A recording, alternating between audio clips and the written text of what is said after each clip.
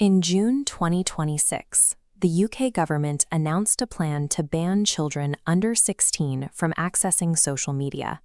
The law covers the heavyweights of the digital world: TikTok, Instagram, Snapchat, and YouTube, with a scheduled rollout for 2027. This decision centers on a harsh reality. Digital spaces are currently exposing children to documented harms.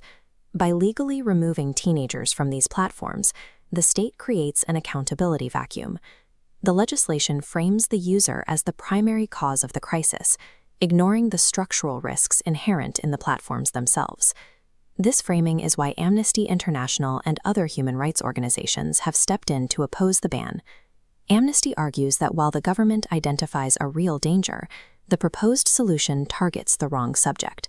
The logic of the ban suggests that safety requires exclusion, effectively treating the victims of online harm as the problem. This move to exile young people from the internet shifts the burden of safety away from the tech giants who engineered these environments. To see why Amnesty blames the platforms, we have to look at the architecture of the product itself. Social media is unsafe by design. Amnesty's 2023 report, Driven into Darkness, provides the evidence for this systemic failure. This shows the mechanics of TikTok's For You feed.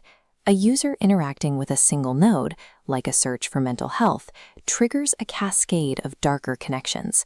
A minor interest in well-being is rapidly funneled toward extreme content that encourages depressive thinking. These rabbit holes represent the algorithm successfully fulfilling its core directive, capturing user attention at any cost. The design serves a specific business objective.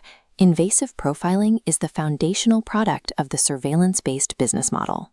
Features like infinite scroll and endless autoplay are calculated tools designed to maximize time on the app. This model prioritizes raw engagement and advertising revenue over the privacy and well-being of the user. Contrast this with the 2026 ban. Excluding teenagers fails to rewrite the predatory code powering the platforms. The ban removes the benefits of digital connection and education for youth, while the underlying machinery remains intact for everyone else. A design problem cannot be solved with an access ban. The remedy requires direct regulation of the platform's internal systems. This animation outlines what that regulation would look like. Laws would force companies to disable profiling by default and deactivate hyper-personalized recommendations for minors. Regulation would also dismantle features like infinite scroll, ending the engagement traps that drive compulsive use. This shifts the legal responsibility for safety from children back to the corporations that profit from the technology. True protection means forcing big tech to build a digital world that is actually safe to log into.